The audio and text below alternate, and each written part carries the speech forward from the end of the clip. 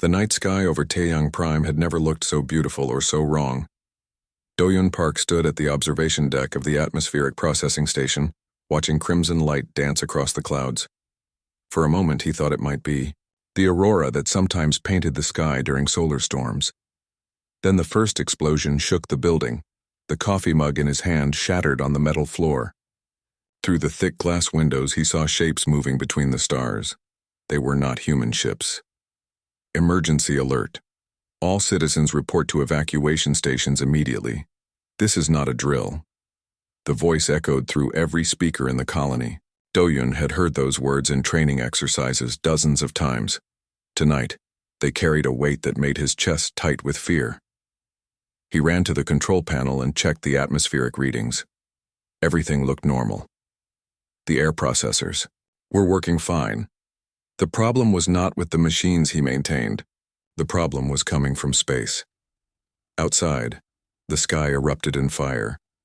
Do-Yun watched massive ships descend through the atmosphere like burning mountains. Their hulls glowed red-hot from entry, but they kept coming. Plasma beams lanced down from orbit, turning the colony's defensive towers into pillars of melted metal. The communication system crackled to life. Commander Min-Soo Kim's voice cut through the static, strained but determined. All defense units to stations, repeat. All defense units to stations. We have hostile contact, multiple vessels. This is not a false alarm. Through the windows, Do-Yun could see the colony's main street filling with people. Families ran toward the evacuation shelters, carrying children and whatever belongings they could grab. The evacuation sirens wailed like dying animals. A plasma beam struck the residential district 3 kilometers away. The explosion lit up the night like a second sun. Do-Yun felt the heat through the reinforced glass. When his vision cleared, an entire block had become a crater of molten rock and twisted metal. He had to get out. The atmospheric station was too exposed, too visible from orbit. But first he had a job to finish. Do-Hyun's fingers flew over the control panel, activating emergency protocols. If the colony fell, the atmospheric processors would keep running for months without human supervision. The air would stay breathable. Maybe some people could hide long enough for rescue to come. Another explosion rocked the building. This one was closer. The lights flickered and went out. Emergency power kicked in, bathing everything in red light that matched the burning sky. Time to go. Do-Yun grabbed his emergency kit from the storage locker. Water purification tablets, energy bars, a basic medical kit, and a plasma cutter for emergencies. He strapped the pack to his back and headed for the emergency exit. The night air hit him like a wall of heat. The alien ships had turned the atmosphere into an oven. Smoke and ash fell like gray snow, coating everything in a layer of destruction. He could hear the battle raging in the distance. Human pulse rifles answered alien plasma cannons in a deadly conversation. Commander Kim's forces were putting up a fight, but Do-Hyun could see more enemy ships landing every minute. The humans were badly outnumbered. The research facility was on his way to the evacuation point. Do-Hyun had friends there. Dr. Sunho worked the night shift in the genetics lab. Maybe he could help her escape. The building was already burning when he arrived. The roof had collapsed and smoke poured from every window.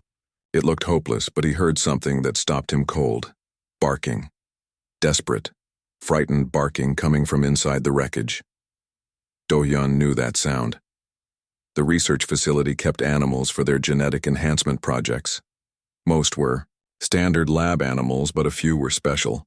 Enhanced dogs bred for search and rescue work. Smart, loyal, and valuable. He should keep running. The evacuation point was still 2 kilometers away, and the alien ground forces would arrive soon. Stopping to save an animal was not logical, but Do-Hyun had never been purely logical. He pulled out his plasma cutter and burned through the twisted metal blocking the emergency entrance. Heat and smoke poured out, making his eyes water. The barking grew louder, more urgent. Inside the laboratory was a maze of fallen ceiling panels and overturned equipment. Emergency lighting cast weird shadows that made everything look alien and threatening. The barking came from the back of the building, where the animal containment area used to be. Do-hyun found her trapped under a collapsed support beam. She was beautiful despite her injuries. A medium-sized dog with thick black fur and intelligent brown eyes. Her left rear leg was pinned, and blood matted her fur. But she was alive and alert. "Easy, girl," Do-hyun whispered, kneeling beside her. "I am going to get you out." The dog stopped barking and watched him with those remarkable eyes. There was something different about her gaze. It held intelligence and understanding that seemed almost human. The nameplate on her containment unit read, "Nuri, Enhanced Intelligence Project. Handler, Dr. Yejin Song." Dr. Song had been killed in the first wave of the attack. Nuri was alone now. Do-hyun positioned his plasma cutter carefully and sliced through the metal beam. The dog whimpered but did not struggle as he lifted the debris away from her injured leg. "Can you walk?" he asked. Nuri tried to stand. Her front legs were strong, but the injured rear leg would not support her weight. She looked at Do-hyun and made a soft sound that was almost like speech. Without hesitation, Do-hyun scooped her up in his arms. She was heavier than he expected, solid muscle under the soft fur.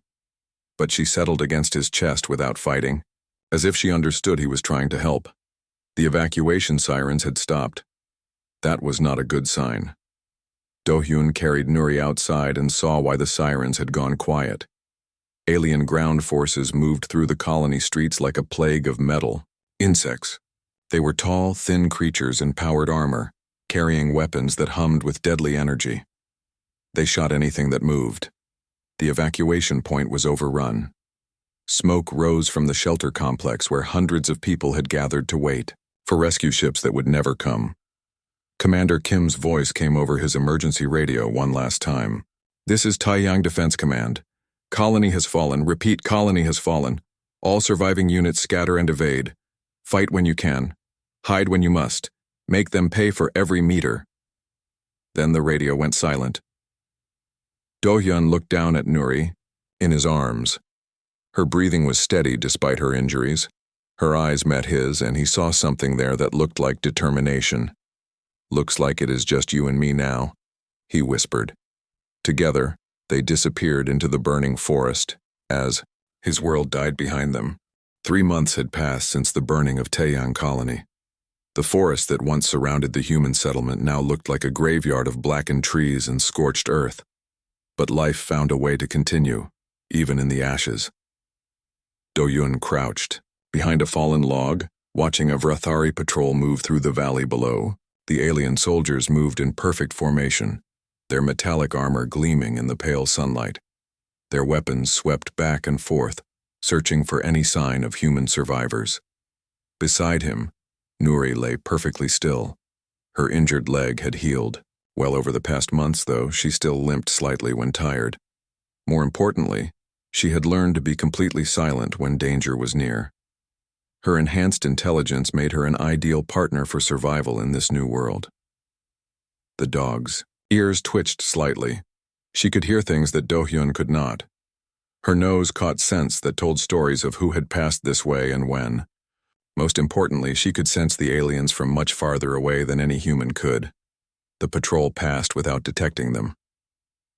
When their footsteps faded into the distance, Nuri looked at Do-hyun and made a soft sound in her throat. It was not quite a bark, not quite a whine. Over the months, he had learned to understand her signals. This one meant, all clear. They rose together and continued their journey through the dead forest. They were heading toward the old mining sector, where Do-hyun hoped to find other survivors. Smoke had been rising from that direction for days. It might be Vrathari activity, but it might also be humans trying to stay warm. The cave they had called home for the past month lay behind them, hidden in a rocky outcrop near a small stream. It was a good shelter, well concealed and with fresh water nearby, but they had used up all the food in the area. Time to move on. Nuri suddenly stopped walking. Her whole body went rigid, ears pointing forward. She looked toward a cluster of broken rocks about 50 meters ahead. Do-hyun pulled out his plasma cutter and activated it on the lowest setting. The weapon hummed quietly, ready for use. He had become much better with it over the past months. Necessity was a harsh teacher but an effective one. "Who is there?" A woman's voice called out from the rocks. "I can see you both.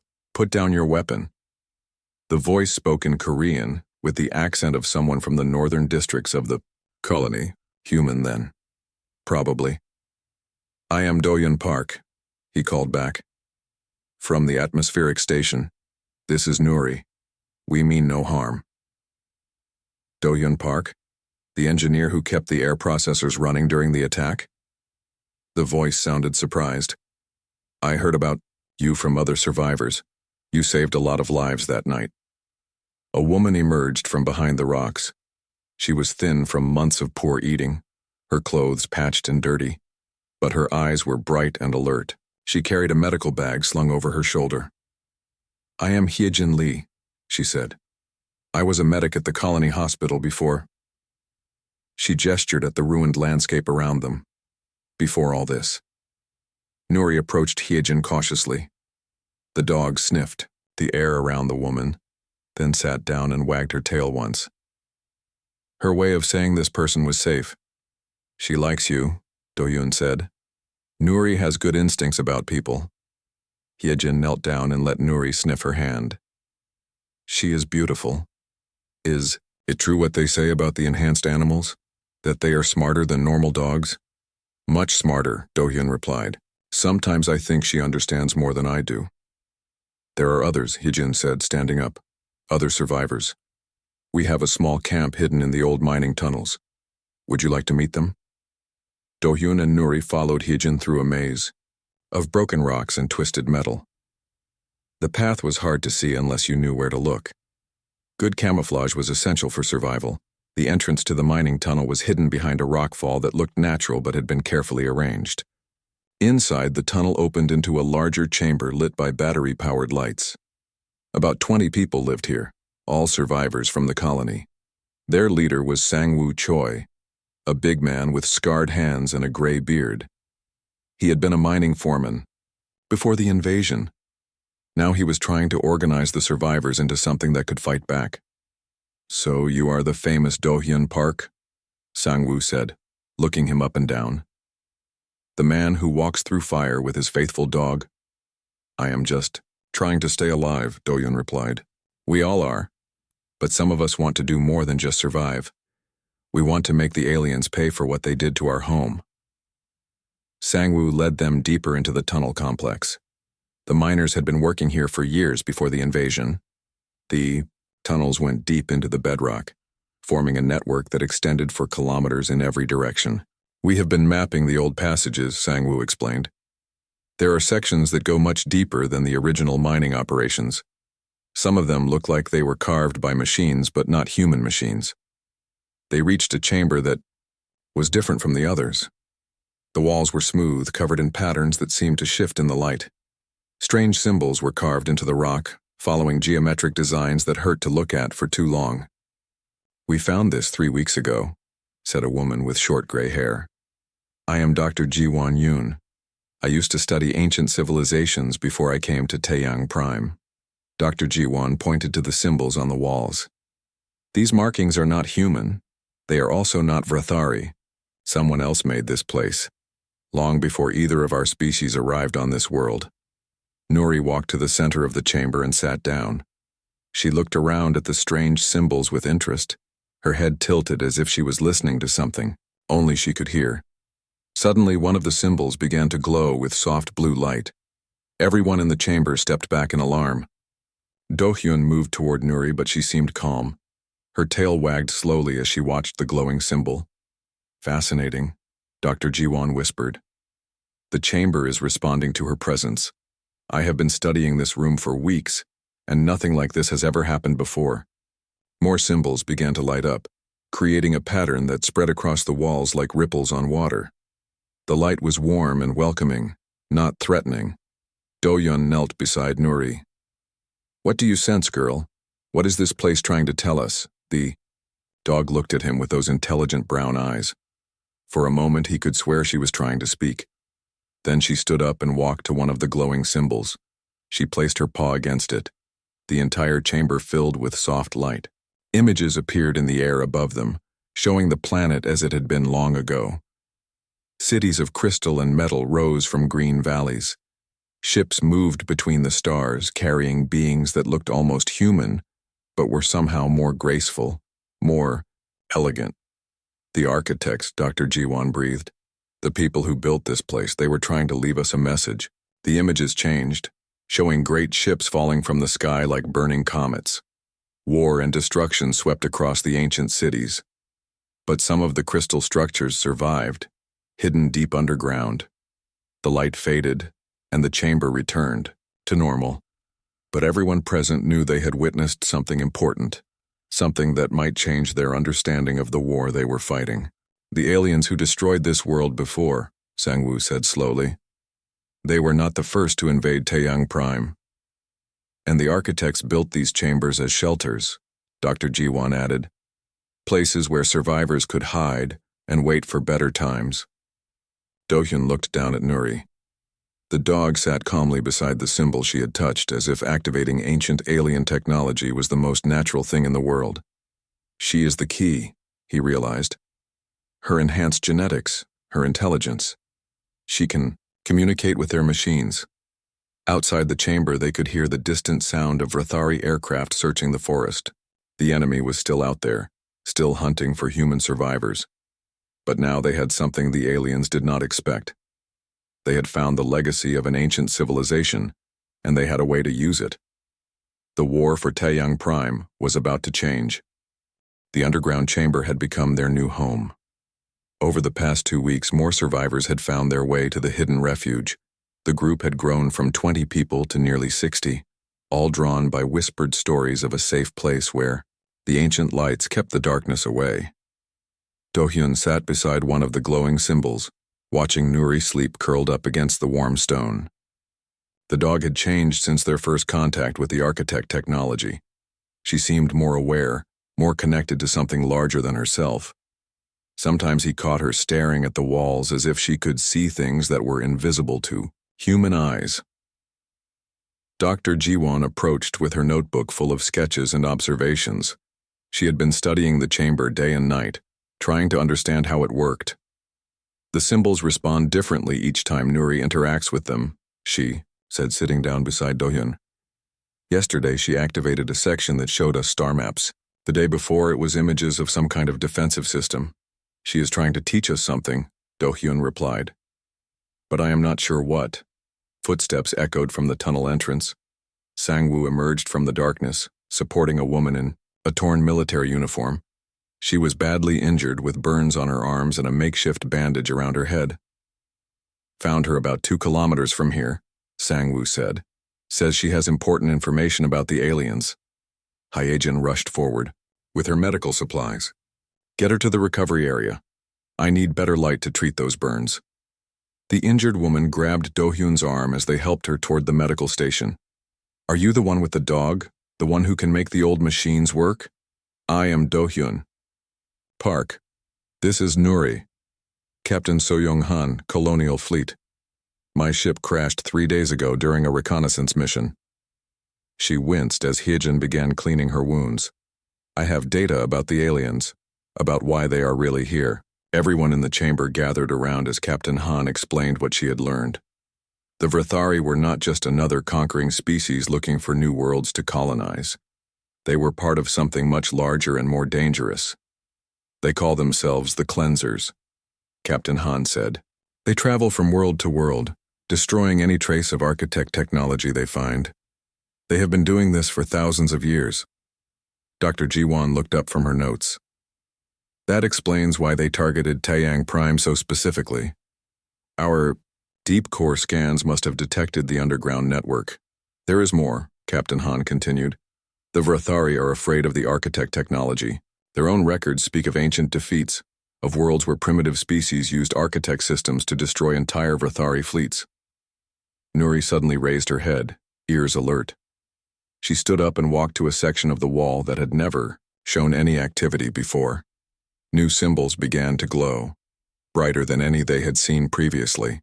The chamber filled with light, and images appeared in the air above them. This time, the visions were different. They showed the planet as it was, now with Vrathari ships in orbit and ground forces spread across the surface. But they also showed something else. A vast network of connected chambers and tunnels that extended across the entire world. "It is a planetary defense system," Dr. Jiwan whispered. "The architects built it to protect against exactly this kind of invasion." The images showed how the network was supposed to work. Energy flowed between the connected chambers, creating shields that could protect entire continents. Weapon systems hidden deep underground could strike targets in orbit. The planet itself could become a fortress. But most of the network was still dormant. It needed to be awakened chamber by chamber, and each activation required the same kind of connection that Nuri had made in this room. "How many chambers are there?" Sangwoo asked. The display showed dozens of locations across the planet, each marked with a pulsing light. Most were dark, indicating inactive systems. Only their chamber glowed with the steady light of full activation. "We need to reach the other sites," Captain Han said. "If we can activate even half of them, we might have a chance to fight back against the Vrathari. That means going back to the surface," Heejin pointed out. "The aliens have patrols everywhere. It will be dangerous." Do-hyun looked at Nuri. The dog met his gaze with those intelligent brown eyes, and he could see determination there. She understood what needed to be done. "We will do it," he said. "Nuri and I will go to the other chambers." "Not alone," Sangwoo declared. "I am coming with you. So are some of my people. We have been hiding long enough." Over the next few days they planned their mission.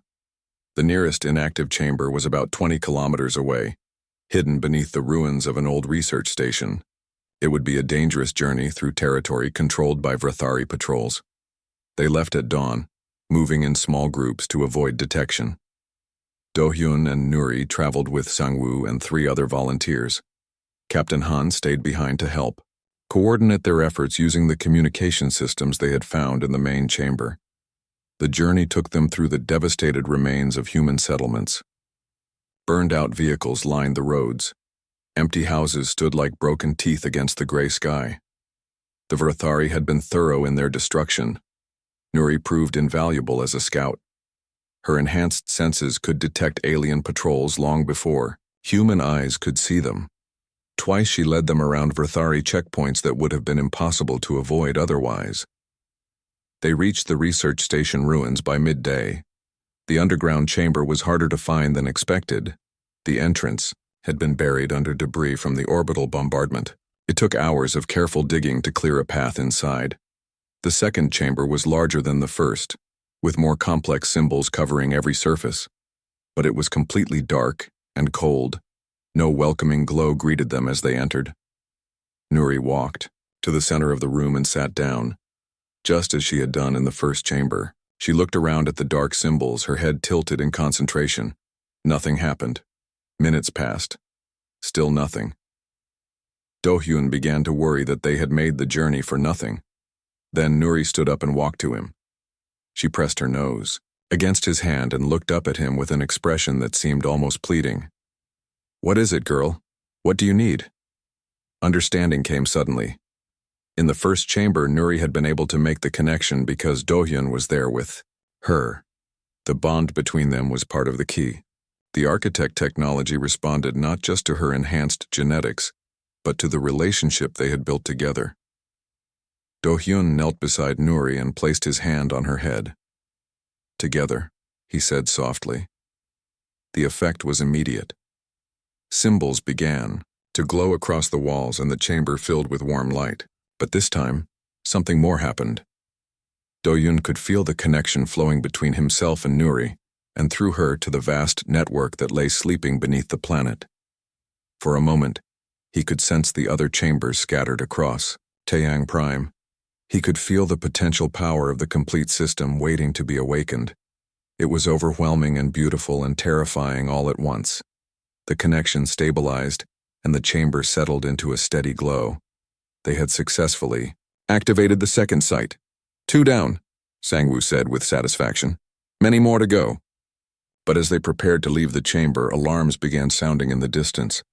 Vrathari aircraft roared overhead, converging on their location. They detected the activation Captain Han's voice crackled over their radio. Vrathari forces are moving toward your position in large numbers. Through Nuri, Do-hyun could sense the network responding to the threat. Other chambers were beginning to stir, awakened by the growing connections between active sites. The planet itself was starting to remember how to fight back. The real battle for Taeyang Prime was about to begin. The sky above Taeyang Prime burned with the light of 100 ships. Admiral Ji-hoon Nam stood on the bridge of his battle cruiser, watching the Vrathari fleet prepare for their final assault on the planet below. His own small force of human vessels looked pathetic in comparison, but he had not come here to retreat. Admiral, Command is ordering us to fall back, his communications officer reported. They say this mission is suicide. Tell Command that we are experiencing communication difficulties, Admiral Nam replied calmly. We cannot hear their orders clearly. His crew smiled grimly. They all knew this might be their last battle, but the stories coming from Taeyang Prime had given them hope. A human engineer and his dog were awakening ancient technology that could change the course of the war. If there was even a small chance of success, it was worth the risk. On the planet's surface, Do-hyun crouched in the ruins of what had once been a beautiful park. Nuri pressed close against his side, both of them trying to stay invisible as Vrathari. Dropships screamed overhead. The aliens were landing troops everywhere, determined to stop the activation of more architect chambers. The past week had been a nightmare of running battles and desperate escapes.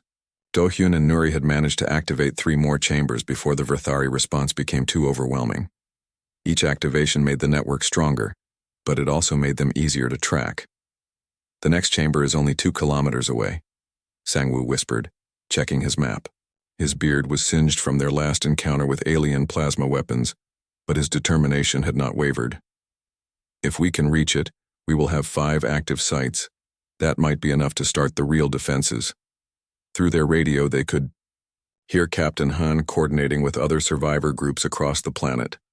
Teams were attempting to reach architect chambers in a dozen different locations. Some had succeeded, others had gone silent, their fate unknown. Do-hyun, this is Captain Han. Are you receiving? We are here, he replied softly, trying not to attract attention from the Vrathari patrols moving through the area. I have news from orbit. Admiral Nam brought a human fleet to help us. They are engaging the Vrathari ships right now. Do-hyun looked up at the sky, where flashes of light marked the space battle raging above the atmosphere. Human ships were actually fighting for Taeyang Prime. They were no longer alone. Nuri suddenly raised her head, ears pointed toward the nearby streets. She made a soft sound that meant immediate danger was approaching. Do-hyun could hear it now too, the heavy footsteps of Vrathari soldiers in powered armor. The enemy patrol consisted of 6 aliens moving in perfect formation. Their weapons swept back and forth, searching for any sign of human activity. They had tracked the survivors to this area and would not give up easily. Sang-woo raised his rifle, but Do-hyun motioned for him to wait. Fighting would only bring more enemies. They needed to reach the next chamber without being discovered. Nuri looked at Do-hyun with an expression he had learned to recognize. She had an idea, but it would be dangerous. The dog slipped away from his side and moved through the rubble with silent grace. The lead Vrathari soldier suddenly stopped walking. His head turned toward a side street where Nuri had deliberately knocked over a piece of debris. The aliens moved to investigate, following the sound away from their hiding place. When the patrol was gone, Do-hyun and his team continued toward their objective. The next architect chamber was hidden beneath an old community center. The building had been destroyed in the first wave of attacks, but the underground sections might still be intact. They found the entrance after an hour of careful searching. The stairs leading down were blocked with fallen concrete, but Sang-woo's mining experience proved valuable. He knew how to move heavy debris without causing a collapse. The chamber below was the largest they had found yet. Symbols covered not just the walls but the floor and ceiling as well. In the center stood a raised platform that seemed to be waiting for something important. Nuri walked directly to the platform and sat down. She looked at Do-hyun expectantly. Together, he said, joining her on the platform. The activation was different this time. instead of the gentle glow they had experienced. Before power surged through the chamber like lightning, the symbols blazed with brilliant light, and Do-hyun felt the network connections spreading across the planet like a web of fire. Through the link, he could sense other chambers coming online. Teams of survivors had reached their targets successfully. The planetary defense system was awakening after thousands of years of sleep, but he could also sense something else. The Vrathari in orbit had detected the massive energy surge. They were preparing to bombard the planet's surface with everything they had, hoping to destroy the Architect network before it could fully activate. Do-hyun, get out of there now, Captain Han's voice crackled urgently over the radio. Massive energy buildup detected from the Vrathari fleet. They are preparing for orbital bombardment. Outside the chamber, the sky began to glow with deadly light. Plasma beams lanced down from space, turning entire city blocks into molten craters. The aliens were willing to burn the whole planet if necessary to stop the ancient defenses, but the network was ready for them. Do-hyun felt the planetary shields activate, rising from deep underground installations to form a protective barrier around key areas. The Vrathari bombardment struck the shields and scattered harmlessly into space. More systems came online. Weapon platforms that had been hidden beneath mountains and oceans revealed themselves, sending beams of pure energy toward the alien fleet. The space battle above suddenly became much more even. Through his connection to Nuri, Do-hyun could sense Admiral Nam's surprise and joy as the human fleet found itself supported by weapons of incredible power. Vrathari ships that had seemed invincible moments before were now burning wrecks falling toward the planet. The legends are true. Admiral Nam's voice came over the general communication channel. The man who walks through fire with his faithful hound has awakened the planet itself to fight for humanity. But the battle was far from over. The Vrathari commander was not willing to accept defeat. More alien ships dropped out of hyperspace. Reinforcements called from across their empire. The sky filled with vessels determined to complete the cleansing of Taeyang Prime. On the surface, Vrathari ground forces began a final desperate assault on known Architect sites. They could not destroy the network from orbit anymore, so they would try to capture the chambers and shut them down manually. Do-hyun and Nuri found themselves at the center of the storm. Every alien unit on the planet seemed to be converging on their location. The community center above their chamber was surrounded by enemy forces. "We are trapped," Sang-woo reported grimly. "Too many of them to fight through." But Do-hyun was no longer the same man who had worked quietly at the atmospheric processing station months ago. The connection to the network had changed him, just as it had changed Nuri. He could feel the power of the ancient system flowing through him, waiting to be directed. "We do not need to fight through them," he said calmly. "We need to fight with something they cannot understand." He placed his hand on Nuri's head and reached out through the network. Across the planet, other activated chambers responded to his call.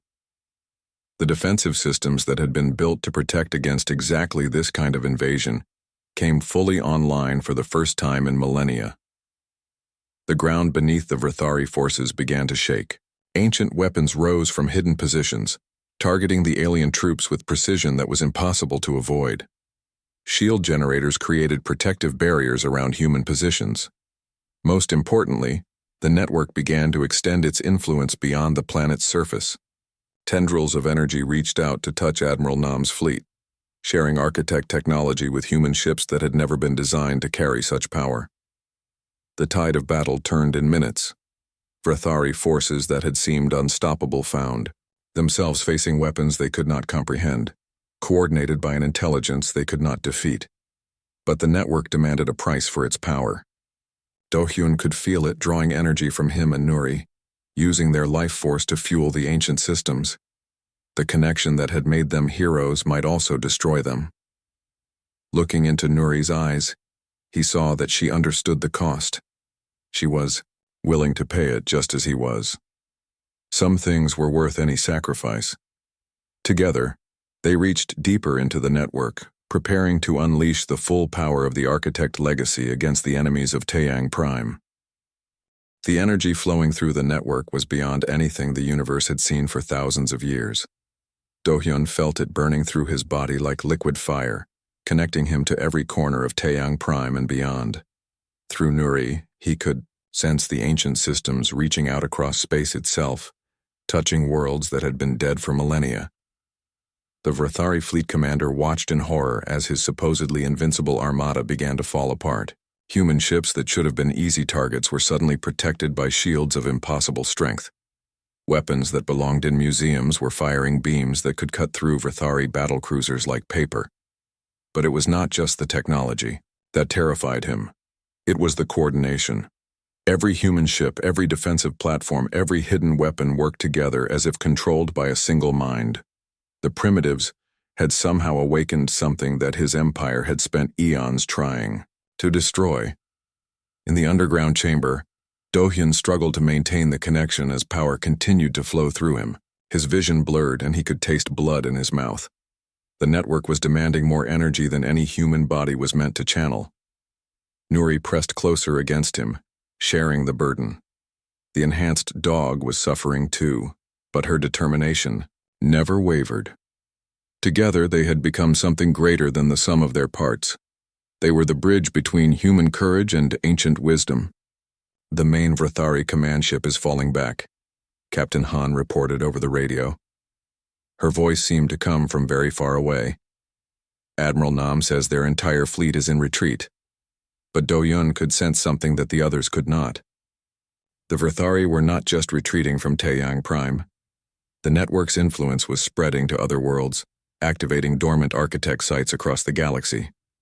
Planets that had been conquered by the cleansers were suddenly fighting back with weapons their destroyers thought they had eliminated forever. The ancient coalition was reforming. Species that had been scattered and defeated were finding their way back to each other through the network. The architects had built their system not just to defend individual worlds, but to unite the galaxy against forces of destruction. Through the connection, Do-hyun felt the presence of other minds. Not human, not Vrathari, but something else entirely. The descendants of the original architect species hidden on distant worlds were reaching out through the network after ages of isolation. "Welcome, Bridgewalker," their thoughts whispered in his mind. "You have done what we hoped, but never dared to expect. The bond between your species shows the path forward." "What path?" Do-hyun managed to ask, though speaking was becoming difficult. "The galaxy has been broken for too long. Species fighting species, conquest and destruction without end. But you have shown another way. The bridge between minds, between species, between what was and what could be." Nuri's thoughts joined the conversation, her enhanced intelligence allowing her to communicate directly with the ancient minds. Her love for Do-hyun, her loyalty to the human survivors, her willingness to sacrifice everything for others translated into concepts that transcended language. The architects were amazed. They had built their network, hoping that someday the younger races might learn to work together. But they had never imagined a bond like the one between Do-hyun and Nuri, a connection so pure and selfless that it could power their greatest creation. Above the planet, the last Vrathari ships fled into hyperspace. Their empire would carry word of what had happened on Taeyang Prime to every corner of the galaxy. The cleansing war was over. The age of cooperation had begun, but victory came with a price. The energy channeled through the network had pushed Do-hyun and Nuri beyond their physical limits. As the immediate crisis passed, the full cost became clear. Dr. Ji-won and Hyejin found them collapsed on the platform in the center of the chamber. Both were unconscious, their bodies barely alive after channeling forces meant for machines, not living beings. "Will they survive?" Sang-woo asked quietly. "I do not know," Hyejin admitted, checking their vital signs. "They have been changed by what they did. I'm not sure they are entirely human anymore." They were moved to the medical facility that had been set up in the main chamber. For 3 days, Do-hyun and Nuri lay unconscious while their bodies struggled to recover from the ordeal. The network continued to function, but at a much lower level of activity. When Do-hyun finally opened his eyes, the first thing he saw was Nuri lying beside him on the medical bed. The dog was awake and watching him with those intelligent brown eyes that had become more expressive than ever. "How do you feel?" Dr. Ji-won asked, checking his responses with a small flashlight. "Different," Do-hyun replied honestly. He could still sense the network, though the connection was much gentler now. Like I am part of something larger. Over the following weeks, as both he and Nuri recovered their strength, the full scope of what they had accomplished became clear. The network was active on dozens of worlds. Species that had been enemies for centuries were beginning to communicate through the architect systems. Admiral Nam arrived on the planet with a fleet of ships carrying supplies and reinforcements. The military officer found Do-hyun and Nuri in the forest near their old cave, where they had gone to find some peace away from the crowds of people who wanted to meet the legendary Bridgewalker. "The government wants to give you medals," Admiral Nam said. "They are calling you the heroes who saved not just Taeyang Prime, but the entire galaxy." "We did not do it alone," Do-hyun replied, scratching behind Nuri's ears. "Everyone helped. The survivors, the people who activated other chambers, your fleet, even the architects from long ago. But you were the bridge that made it all possible. The connection between species, between past and future." Admiral Nam paused, looking thoughtful. "They want you to come to Earth, to help establish formal contact with the other species in the network." Do-hyun looked around at the forest that was slowly coming back to life. New growth was pushing up through the ash and debris. Taeyang Prime was healing just as he and Nuri were healing. "We will help," he said finally. "But this is our home. We want to stay here and train others. If the network is going to grow, it will need more bridgewalkers." Over the next few years, people came to Taeyang Prime from across human space. Some brought their own animal companions, hoping to form the kind of bond that could interface with architect technology. Others came simply to learn about cooperation and understanding between different forms of life.